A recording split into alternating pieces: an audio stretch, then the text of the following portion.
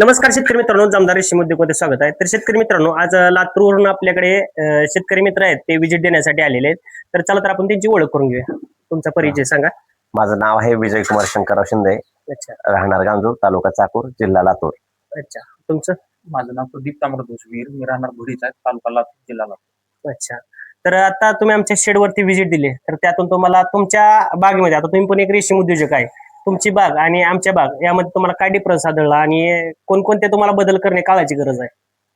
तुमच्याकडे आम्हाला पाहून असं वाटलं की यांत्रिकीकरण हा पहिला मुद्दा आहे.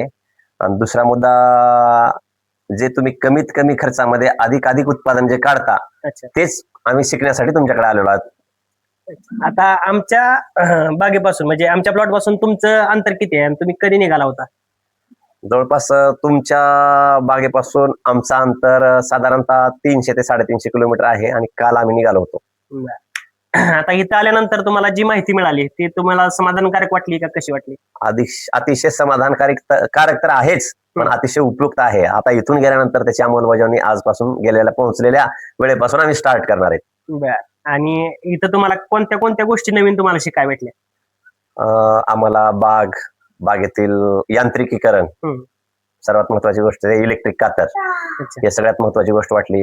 दुसरं आणखीन तुम्ही जे पाला टाकण्यासाठी बनवलेले टूल्स जे काय आहेत, टूल्स आहेत, टेबल जे आहेत, हे नवीन वाटले. पुन्हा परत स्पेसिंग, हे जे काही महत्वाचे जे मुद्दे आहेत ते आम्हाला आमच्यापेक्षा ऍडव्हान्स वाटले. तर आता तुमचं जे शेड आहे त्यामध्ये तुम्हाला काय कशा पद्धतीने काही डेव्हलपमेंट करावं लागते? आता आमच्या शेड आणि तुमच्या शेड मध्ये जे काय आहेत, आमचं आणखीन काही बरंचसं काम राहिलेलं आहे. तुमच्यापासून पाहून जाऊन आता काय आम्हाला आणखीन बऱ्याचशा सुधारणा करायच्या आहेत. त्यात असं आहे की 2 रॅक मधली जी जागा आहे ते जागा, परत त्या रॅक मधली जे अंतर आहे 2 रॅकच्या कप्प्यामधला हे साईज, त्याच्यामध्ये सुधारणा करून घेणं गरजेचं आहे. आता तुमचे जे तुम्ही जे मागाशी म्हटला की आपले जे रॅक मधील अंतर आहे ते आपण सेम ठेवलेलं आहे, 2-2 फुटाचे जे कप्पे ठेवलेले आहेत त्यामध्ये तुम्हाला कशा पद्धतीने अडचण येते? आम्ही जी इथं खालचा जो 14 इंच आणि 17 इंच आहे 3, त्यानंतर 14 इंचाचा 1, याच्यामध्ये तुम्हाला काम करण्यासाठी काय म्हणजे नवीन काय वाटलं? नवीन काम हे तुम्ही जे ठेवलेला अंतर आहे तो सुटसुटीत आहे. आमचा अंतर असा झालाय की ते कंटाळवाणं काम वाटायला लागले आम्हाला आता ते. अच्छा. तर ते सुधारणा करणं गरजेचं आहे. आता जो तुमचा चौथा जो कप्पा आहे, तो चौथा कप्पा तुमच्या कोणत्या हाईटला जातोय? माझा चौथा कप्पा हा माझ्या डोळ्याच्या हाईटला जातो, ह्या कपाळाच्या हाईटला जातो. तुम्हाला पाला टाकण्यासाठी तो व्यवस्थित आहे का? नाही. म्हणजे योग्य अंतर जर असेल आणि योग्य जर व्यवस्थापन असेल तर तो तुम्हाला काम करण्यासाठी 100% म्हणजे अग्रेसिव्ह वाटणार आहे. हो ना, 100% बरोबर. आणि आता आपला म्हणजे आळ्यांची साईज तुम्ही बघू शकता की कशा पद्धतीने आपण आळ्या किंवा मोल्ट किंवा ही जी काही आपल्या ज्या आतील ज्या बाबी आहेत काम करण्याची पद्धत, त्याच्यामध्ये तुम्हाला काय नवीन वाटलं? बरंचसंच नवीन म्हणलं तर आमच्या पद्धतीपेक्षा तुमची खूप पद्धत ऍडव्हान्स वाटते. त्यातली प्रमुख म्हणजे तुम्ही 2 बेडवर जी चॉकी घेताय, हे आमच्यापेक्षा वेगळे आहे तुमचं आणि ते खास आहे.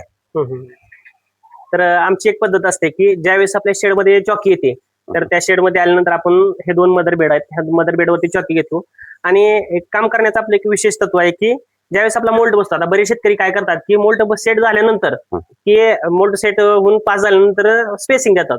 तर आम्ही तसं न करता मोल्ट बसण्याच्या अगोदर आळी जी आहे ती पातळ करून स्पेसिंग देतो. म्हणजे याचा एक आपल्याला बेनिफिट मिळतं की बेडमध्ये आपल्या 60 ते 70% पाला राहतो आणि आळ्यांना जी स्पेस आहे हा स्पेस मेंटेन होऊन पाल्याची संख्या जास्त असल्यामुळे काय होतं की मोल्ट फास्ट बसतो. त्यामुळे तुम्हाला 2दा-3दा पाला देण्याची काही गरज नाही. एकदा पाला तुम्ही दिला की त्याच्यावरती मोल्ट हा 100% सेट झाला पाहिजे. रेशीम उद्योगातलं हेच सगळ्यात महत्वाचं तत्व आहे. ज्यावेळेस तुम्हाला मोल्ट समजला किंवा मोल्ट तुमचा योग्यरित्या बसेल तर त्यानंतर तुम्ही रेशीम उद्योग हा एकदम 100% सक्सेस करू शकता. जर मोल्ट मध्ये जर मागं पुढे झालं तर भविष्यामध्ये तुमच्या आळीला रोगराई असू द्या किंवा इतर कोणते डिझीज आहेत, डिझीज आले की आपली जी बॅच आहे ती फेल जाण्याची सुद्धा दाट शक्यता असते. तर अशा पद्धतीनं हे लातूरचे सर आहेत आणि हे त्यांचे मित्र आहेत. या दोघांनी आपल्या जामदार रेशीम उद्योगाला भेट दिली आणि त्यातून ते 100% अगदी आनंदी आहेत. तर धन्यवाद.